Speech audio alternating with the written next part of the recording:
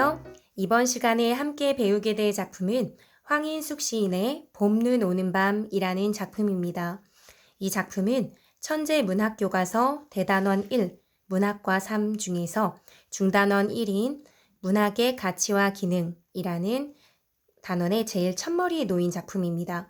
이 작품은 문학의 가치와 기능 중에서도 문학의 미적 기능에 혼밥 취해보라는 취지로 들어간 작품이라고 생각하시면 됩니다. 여기 제제1 읽기 전에 이 부분을 보더라도요. 자신이 생각하는 가장 아름다운 봄날의 전경. 이걸 생각해 보라고 하죠. 황인숙 시인의 시를 제가 처음 접한 것은 조깅이라는 시였어요. 잠깐 소개해 드릴게요. 여기 짜잔. 저는 이 시를 보고 정말 심장이 빵 뛰는 것 같은 느낌을 받았거든요. 한번 같이 볼게요. 후, 후, 후, 후, 하, 하, 하, 하, 후, 후, 후, 후, 하, 하, 하, 하, 후, 하, 후, 하, 후하, 후하, 후하, 후하. 땅바닥이 뛴다. 나무가 뛴다. 햇빛이 뛴다. 버스가 튄다. 바람이 뛴다. 창문이 뛴다. 비둘기가 뛴다. 머리가 뛴다.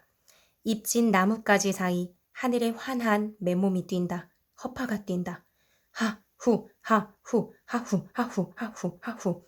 뒤꿈치가 들린 것들아. 밤새 새로 반죽된 공기가 뛴다.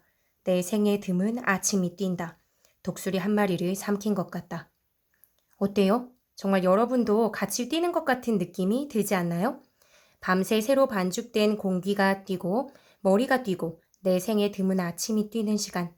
웰빙 라이프의 일환으로 살 빼기 위해 하나의 루틴으로 뛰는 느낌이 절대 아닙니다. 이 시를 통해 조깅이라는 행위가 엄청난 생명력과 역동성을 지니는 것 같이 느껴지거든요. 언어의 생명력, 황인숙 시인의 시가 갖고 있는 절대적인 매력이 이것이고요. 그렇기에 문학의 미적 기능과 가치를 느끼기에 황인숙 시인의 시가 제격인 것이죠. 조금 사설이 길었는데요. 그럼 다시 작품 속으로 들어가도록 하겠습니다. 다음은 화자가 봄밤에 눈을 맞고 서 있는 나무를 보며 느낀 것을 표현한 시다. 시에 담긴 아름다움을 살피며 감상해보자. 이미 알려주죠. 시에는 아름다움이 있다라고 알려주고 있습니다. 이렇게 미적 기능에 초점이 맞춰져 있는 시들은 고도의 상징이라든가 심오한 내용을 품고 있는 경우보다는 눈앞의 아름다운 풍경을 묘사하고 그것에서 느끼는 감상을 표현한 경우가 많기 때문에 시 자체는 어렵지 않은 경우가 많고요. 이 시 역시 그렇습니다. 함께 봄, 눈 오는 밤의 전경을 상상하며 시를 살펴보도록 하겠습니다. 봄, 눈 오는 밤.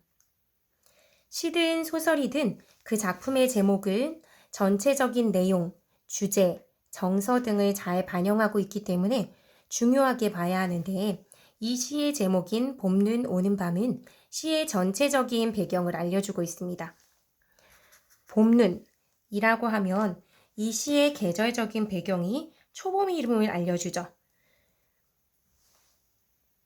봄의 한가운데 굉장히 따뜻할 때는 눈이 오지 않잖아요. 그런데 겨울에서 봄으로 넘어가는 길목은 아직 춥기 때문에 눈이 내리니까요. 눈은 시에 따라서 시련의 의미를 지니기도 하고 아름다운 존재로서의 의미를 지니기도 하는데요. 보통 봄에 내리는 눈은 뜻하지 않은 반가운 손님처럼 느껴지는 경우가 많죠. 그러한 눈이 내리는 밤이니 보통 밤이라고 하는 시어는 시련이라든지 고난 같은 관습적 의미로 생각하는 경우가 많겠지만 이 시의 경우는 그냥 단순한 시간적 배경, 즉 시련이나 고난으로 생각하기엔 좀 무리가 있을 것 같고요. 그냥 시간적 배경으로 생각하면 될 것 같습니다. 그래서 눈이 소복이 내리고 있는 것을 관찰하고 보는 조금은 낭만적이고 고즈넉한 분위기를 조성해주는 시간 정도로 보는 것이 좋을 것 같습니다. 그럼 이 정도를 생각하면서 1년의 내용을 함께 보도록 하겠습니다. 여기요. 길 건너 숲속 봄눈 맞는 나무들 마른 풀들이 가볍게 눈을 떠받쳐 들어 발치가 하얗다.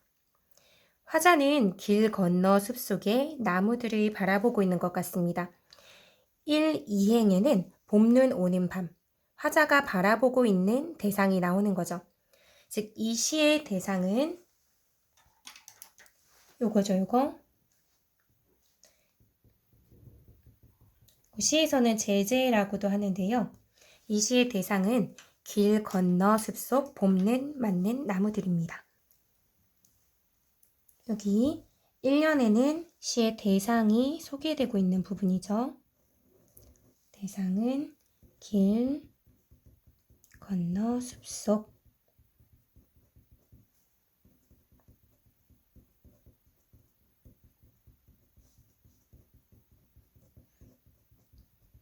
봄눈 맞는 나무들. 얘네가 대상이 될 수 있을 것 같습니다. 이것을 지금 시의 화자가 관찰하고 있는 거죠. 이렇게 1년에서는 화자가 대상을 관찰하는 부분으로 시작이 되고 있습니다. 마른 풀들이 가볍게 눈을 떠받쳐 들어 발치가 하얗다. 마른 풀이라고 얘기했죠. 그 마른 풀들이 가볍게 눈을 떠받쳐 들을 수 있는 정도의 수준이라고 하는 걸 봐서 엄청난 폭설로 나무에게 시련이 찾아온 것이 아니라 적당히 아름답게 내리고 있는 눈이라는 것을 알 수 있습니다. 아까 시 제목을 보면서 봄눈이라고 하는 것은 시련은 아니지 않을까 하고 생각했던 게 맞는 거죠. 그리고 마른 풀 위로 지금 내린 눈이니까 마른 풀에 굉장히 촉촉한 단비와 같은 존재가 바로 봄눈이기도 한 것이죠. 봄밤이 좀 추워서 눈으로 내린 것뿐이지 만약에 그 다음날 햇빛이 소복이 내리게 되면 촉촉한 단비처럼 이 눈도 마른 풀을 적시게 될 테니까요. 그러한 맥락을 생각하면요. 봄눈이라고 하는 것은 생명력이 있는 아름다운 존재라고 볼 수 있을 것 같습니다.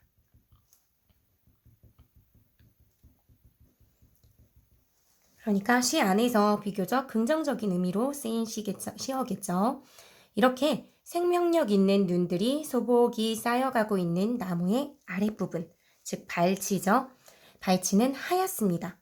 눈이 내렸으니 당연히 하얗겠지만 하얗다라고 굳이 눈이 쌓인 모습을 시각적으로 밝혀주고 있습니다. 즉 시각적 이미지를 사용한 감각적인 표현. 이게 잘 드러난 것이죠. 우리 감각이라고 하면 시각, 청각, 촉각, 미각, 후각과 같이 우리가 느낄 수 있는 오감, 이게 드러나면 감각적 표현이 잘 드러났다라고 얘기해요. 또 한편으로는 지금이 밤이라는 것을 생각했을 때 밤의 어둡고 까만색과 대비가 되면서 더 아름답게 느껴지기도 합니다. 그 맥락에서 보면 아까 밤이라는 것이 제목 얘기하면서 말했듯이 낭만적인 분위기도 조성한다고 얘기했는데 거기에 하나 더하자면 하얀 눈과 색채 대비를 이루면서 눈의 아름다움을 더 부각시켜 줄 수 있는 그런 소재라고도 볼 수 있습니다. 이렇게 1년의 내용을 살펴봤는데요. 1년은 화자가 숲속에서 봄눈을 맞는 나무들의 풍경을 바라보고 관찰해서 묘사하고 있는 부분임을 알 수 있습니다. 그래서 1년의 내용을 간단히 정리하자면 숲속에서 봄눈을 맞는 나무들의 풍경을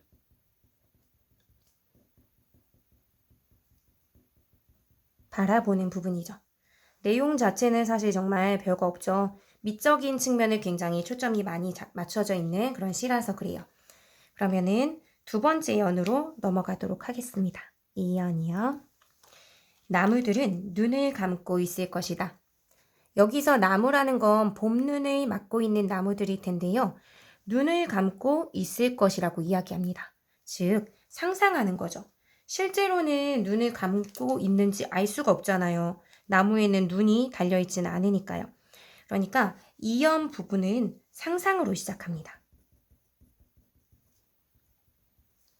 이연, 이 부분은 상상의 내용이라고 생각하면 될 것 같아요.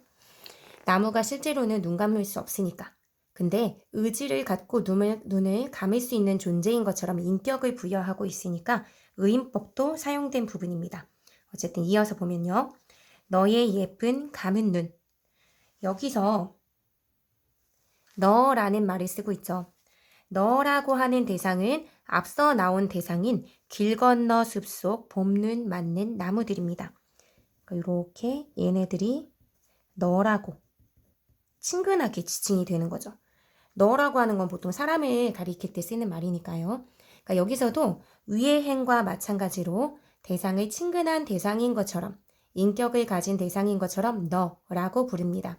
1년에서는 단순히 대상을 관찰만 했다면 2년에서는 너의 예쁜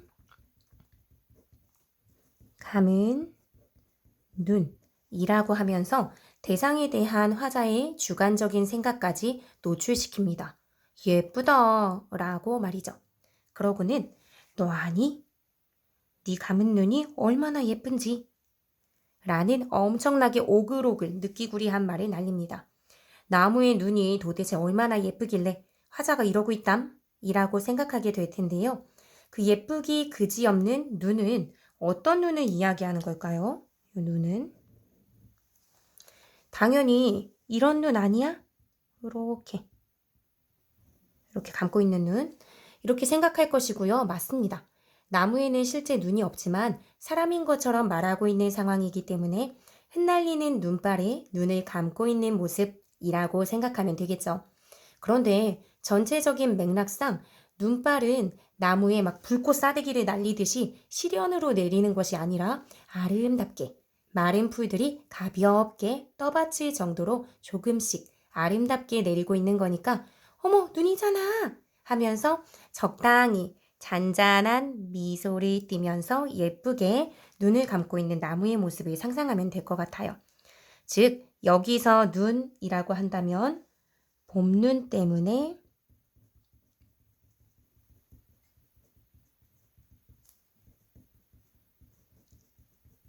감은 눈이라고 보면 되겠죠.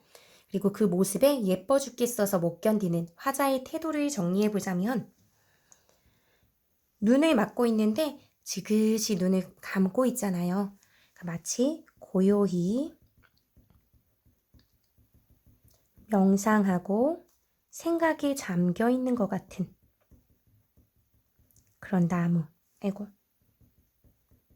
이 나무에 감탄하고 예찬하는 태도를 가지고 있다 라고 정리할 수 있을 것 같습니다. 그런데 한 가지 뜻을 더 생각해 볼 수 있습니다. 이제 막 봄이 되는 길목인 초봄이고 대상은 나무입니다. 그럼 봄이 되는 길목에 서 있는 나무에게 있을 수 있는 눈이라면 뭘까요? 여기 지금 그림에도 많이 그려져 있는데요. 나무가 있다면 여기 막 꽃눈 같은 거 있잖아요. 그래서 곧 꽃이 피어나거나 싹이 돋아날 것 같은 이 푸릇푸릇한 느낌의 눈. 이것도 생각해 볼 수 있겠죠. 즉 아직 싹 트지 않은 눈.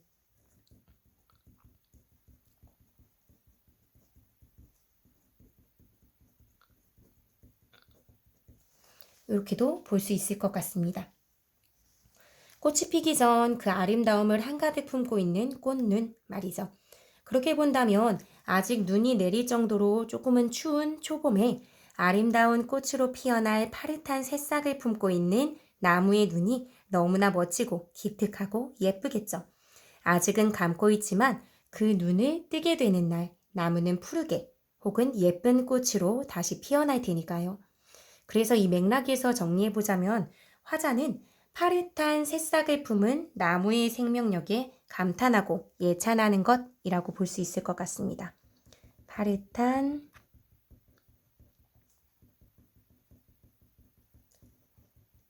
새싹을 품은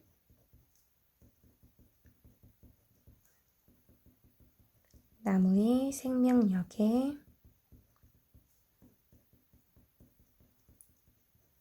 감탄하고 예찬하는 것이죠. 이렇게 하나의 시어가 두 가지 이상의 뜻을 가지고 있는 것을 뭐라고 하죠? 중의성이라고 하죠. 그러니까 이 눈은 중의적 표현이 사용된 것이라고 볼 수 있습니다. 이러한 표현을 통해 이연에서는 나무의 예쁜 감은 눈에 대해 감탄하고 예찬하는 내용을 담고 있습니다.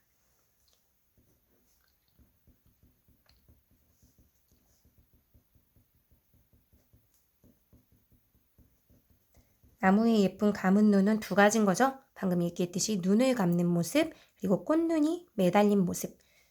어쨌든 나무의 예쁜 감은 눈에 대해 감탄하고 예찬하는 게 두 번째 연의 내용이라고 볼 수 있습니다. 예쁜 눈은 조금 전에 얘기했듯이 나무가 감고 있는 눈도 될 거고 파릇한 새싹을 품은 눈도 되겠죠. 하나의 단어를 통해 고요히 눈을 감고 있는 듯한 나무의 모습과 새롭게 피어날 생명의 가능성을 모두 포착해내다니 정말 멋지지 않나요? 이 시는 문학의 미적 기능을 잘 보여주고 있는 작품이라고 했죠. 봄눈 오는 밤, 그리고 봄눈 맞는 나무의 아름다움을 보여주기 위해 우리가 시를 배우면서 접할 수 있는 다양한 표현 방식들이 총출동하고 있는 시이기도 해요. 그래서 중의적 표현 외에도 대상에 대한 화자의 감탄을 드러내는 다양한 방식을 사용하고 있는데 그 부분을 정리하고 넘어갈게요. 네, 이쪽을 볼게요. 일단 방금 얘기했듯이 중의적 표현을 사용한 부분들이 있는데 의미가 2개 이상 사용된 것을 말하니 동그라미를 2개씩 그려서 표시해 볼게요. 이 부분, 여기, 여기. 이 모든 부분들이 지금 중의적 표현을 사용하고 있죠.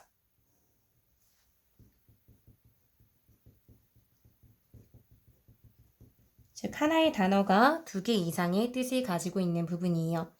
중의적 표현을 쓴 것 말고 내용을 정리해주면서 이미 언급한 표현 방식이 하나 있는데 그게 혹시 뭔지 기억나나요? 지금 제가 표시를 할 부분 여기 이렇게 빨간색으로 표시된 부분이요. 나무가 눈을 감고 있다고 하거나 나무를 너라고 말하고 있으니 뭘 사용한 걸까요? 여기는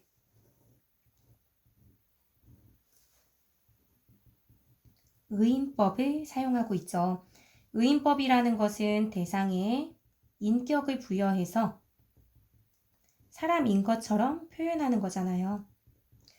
그래서 나무에 인격을 부여해서 마치 사람인 것처럼 조금 친근한 느낌으로 표현하고 있는 부분들입니다. 그리고 요건 혹시 발견하셨나요?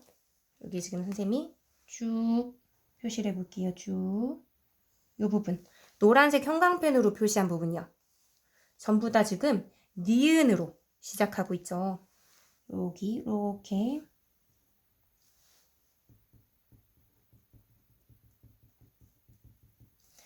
같은 의미 있는 부분으로 시작을 하고 있기 때문에 첫 소리가 같은 소리가 반복되는 경우에 두운이 느껴진다고 하잖아요. 머리 두 자리 써서. 그래서 두운이 느껴진다고 하죠. 같은 소리가 반복되니 당연히 이 두운을 통해서 운율이 느껴질 거고요.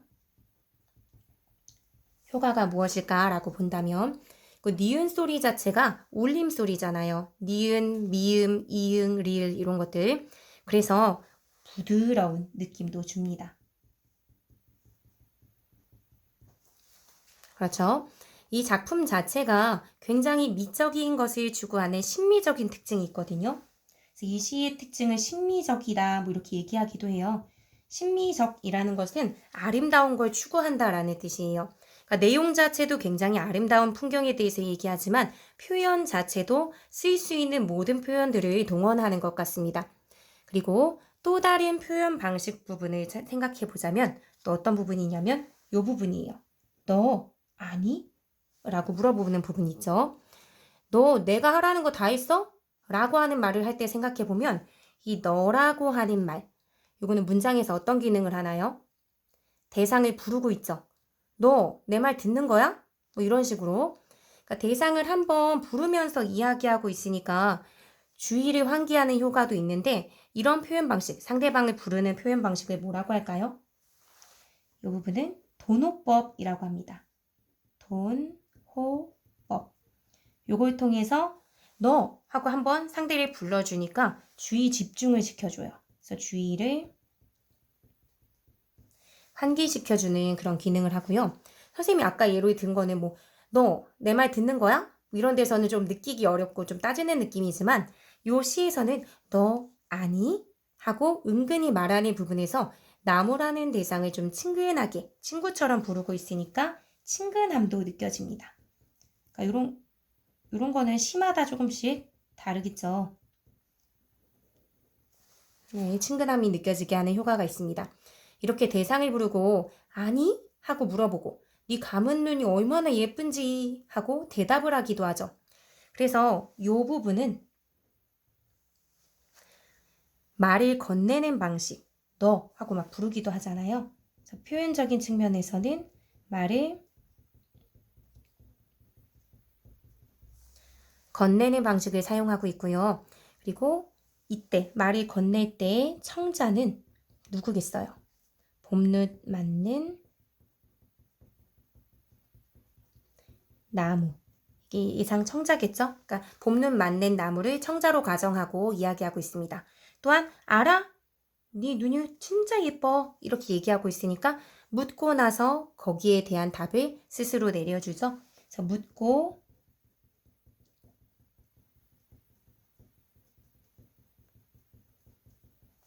답하는 방식으로 또 이야기하고 있습니다. 자기가 답을 해줄 거면서도 굳이 물어보고 자기 생각을 답으로 제시하면서 나무의 아름다움.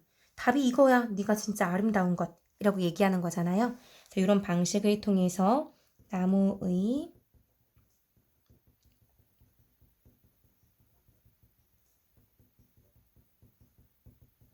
아름다움을 부각시켜주고 있습니다. 그 다음으로 3년으로 넘어갈게요.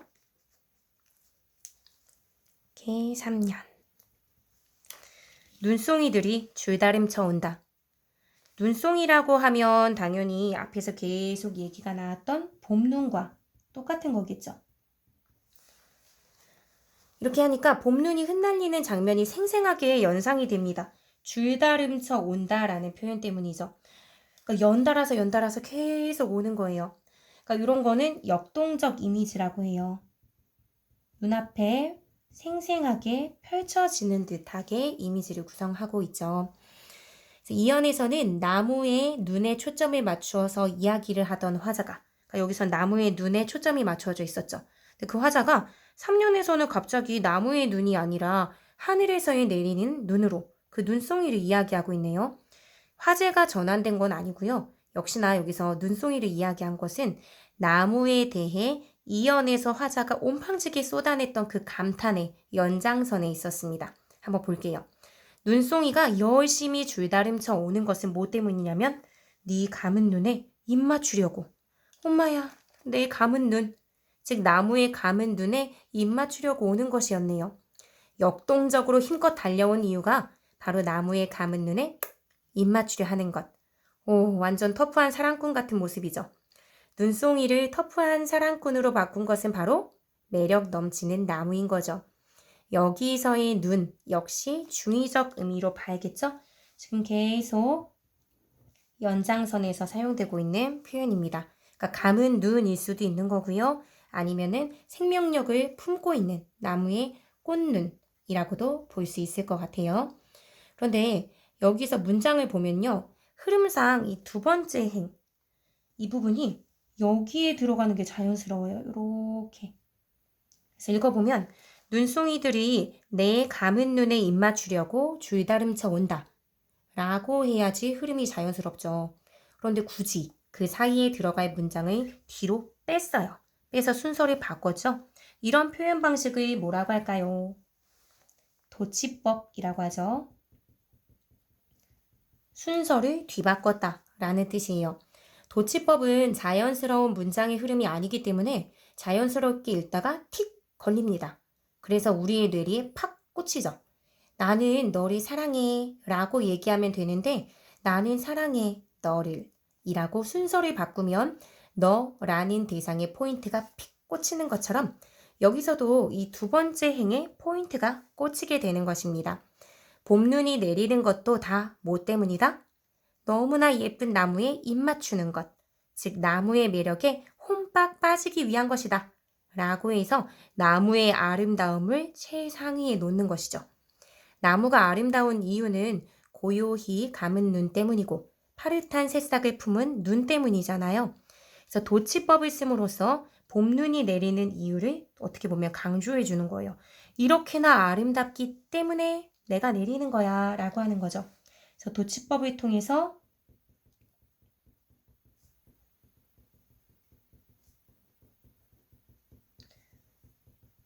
봄눈이 내리는 이유는 그냥 자연현상으로 내릴 수도 있잖아요. 그냥 수증기가 공기 중에 많고 그게 응결돼서.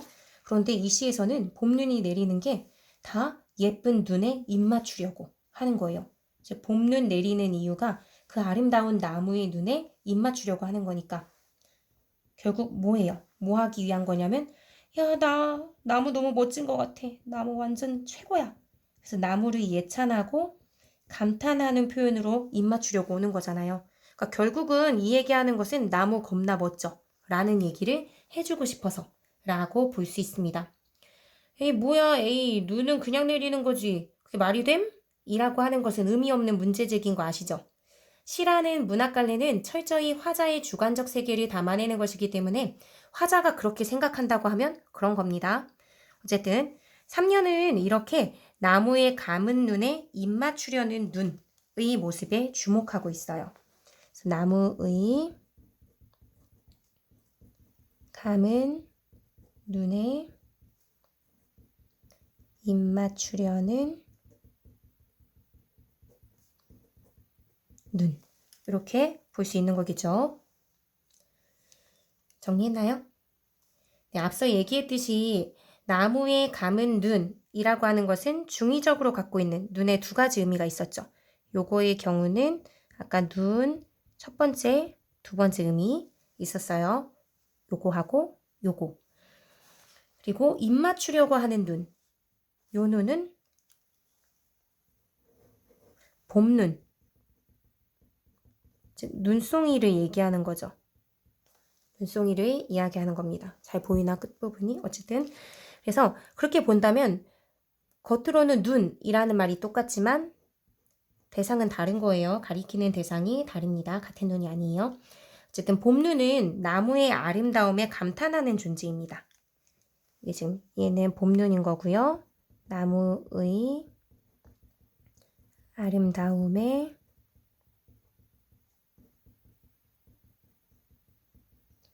감탄하는 존재라고 보면 될 것 같아요. 그리고 셋째 행에서 여기 셋째 행에서 화자는 뭐라고 하냐면 나라도 그럴 것이다 라고 느낌표 빵 찍으면서 눈송이에게 격한 공감을 표현합니다. 뭐가 나라도 그럴 것이라는 건가요? 나라도 입 맞추려고 달려가고 싶다는 말이겠죠. 그러니 화자가 인식하기에 봄눈, 눈송이는 화자와 비슷한 존재라고 볼 수 있습니다. 즉, 요 눈송이는 화자, 나와 비슷한 존재인 겁니다.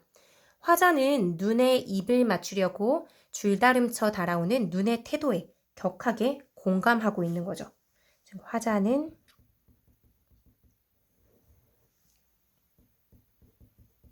눈의 태도에 여기서의 눈은 스노우죠, 스노우. 눈송이, 하늘에서 내리는 거. 눈의 태도에 공감하는 거죠. 여기서의 눈의 태도라는 건 당연히 뭐예요? 나무의 아름다움에 감탄하고 예찬하는 것이라고 보면 되겠죠. 야, 그런 태도를 가진 게 너와 내가 같구나 하면서 감탄을 하고 있습니다. 그 다음을 볼게요. 오, 너의 예쁜 감은 눈에 퍼붓는 봄눈. 쉼표가 계속 들어가죠.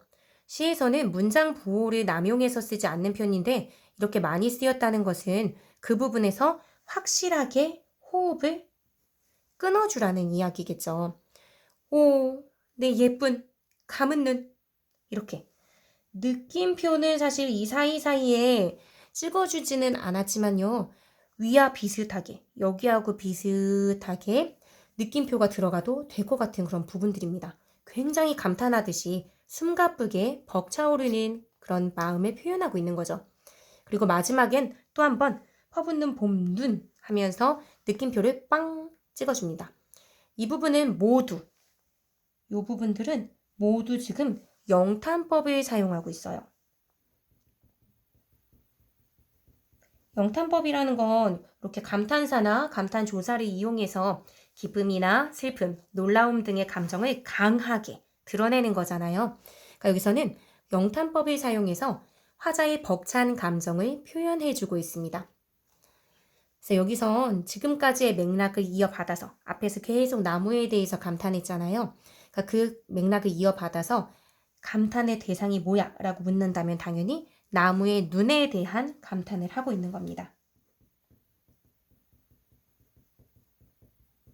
그런데 하나 더 추가되는 감탄이 있어요. 그게 뭐냐면 그러니까 나무의 눈에 대한 감탄은 당연하겠지만 하나 더해서 퍼붓는 봄눈 이것에 대해서도 감탄하는 마음을 드러내잖아요. 그러니까 일단 나무의 눈과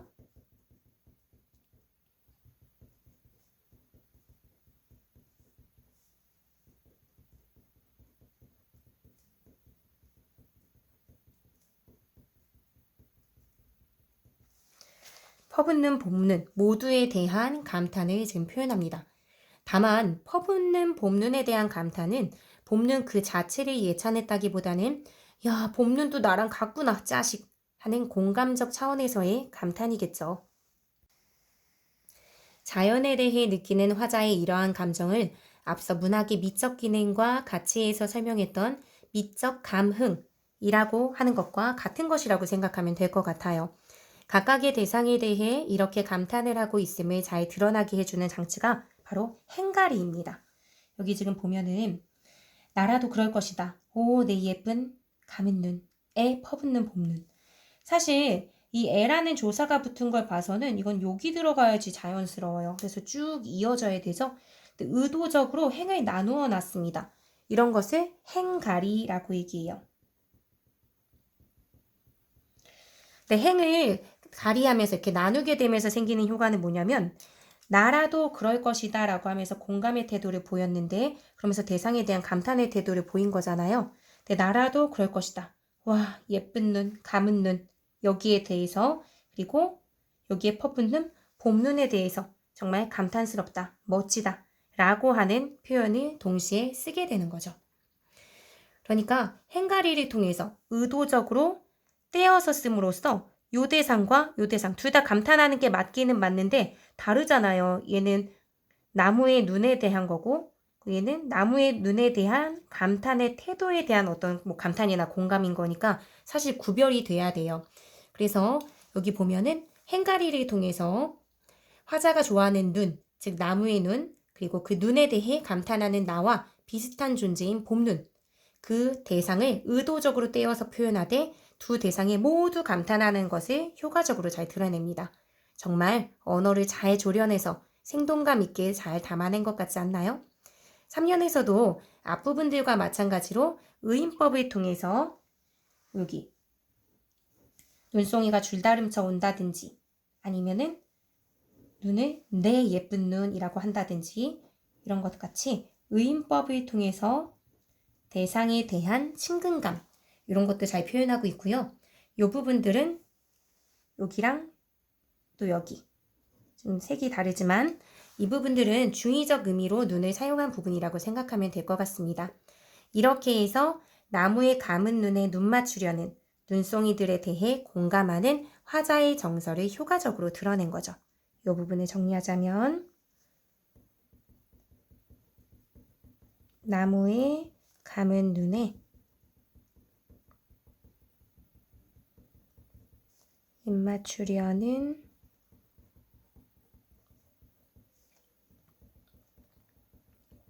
눈송이에 대해서 공감하는 내용이었습니다. 이걸 효과적으로 잘 드러냈죠? 1년이 단순한 관찰이었다면 그 관찰의 과정에서 느낀 화자의 생각을 나무와 눈송이의 인격을 부여하여 쭉 상상의 나래를 펼치며 봄눈 오는 밤의 아름다운 전경을 생동감 있게 잘 펼쳐낸 것이 이 3년이라고 보면 될 것 같습니다. 너무나 명료하게 드러났기 때문에 굳이 쓸 필요는 없을 것 같지만 전체적인 주제는 봄밤에 봄눈 맞는 나무는 너무나 아름다워 하는 내용이겠죠.